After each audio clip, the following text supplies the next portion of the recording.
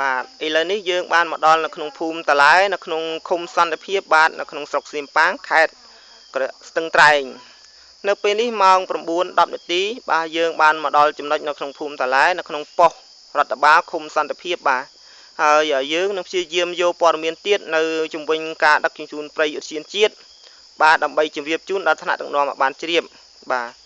ហើយជុំវិញនេះយើងឃើញថាសិទ្ធិព្រៃកន្លងមកយើងបានធ្វើដំណើរចូលមកតាមច្រកដែលឡានបកុងឡានម៉ាក់អារ៉េវបើកនេះគឺយើងឃើញថាមានចង្ហុកធំតែម្ដងហើយនៅជុំវិញនេះយើងឃើញថាសកម្មភាពនៅតែមានការដឹកជញ្ជូនជាបន្តបន្ទាប់ដែលខ្ញុំបាទហ៊ួនចន្ទថុនចាងវាងកាសែតសំឡេងអ្នកការពារនិងលោកប៊ូប្រធីនាយកគ្រប់គ្រងសារព័ត៌មានតាព្រំ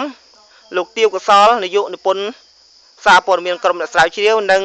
កញ្ញាសុនស៊ីយីបាទដែលជាផ្នែកគេហទំព័រសម្រាប់ផ្សព្វផ្សាយផងដែរយើងបានចុះមកដល់ចំណុចនេះដែរផងដែរប៉ុន្តែលោកខាងមន្ត្រីនគរបាលលោកមិនបាននៅហើយខាងបញ្ជាការកងអាវុធហត្ថក៏មិនបាននៅដែរបាទហើយយើងនឹងព្យាយាមយកព័ត៌មានជាបន្តទៀតដើម្បីជម្រាបជូនដល់ថ្នាក់ដឹកនាំតាមគេហទំព័រ tsl.new.com ខ្ញុំបាទនឹងជម្រាបជូនដល់ថ្នាក់ដឹកនាំជុំវិញការដឹកជញ្ជូនព្រៃឧទ្យានជាតិនេះដើម្បីជម្រាបជូនដល់ថ្នាក់ដឹកនាំជាបន្តទៀតបាទ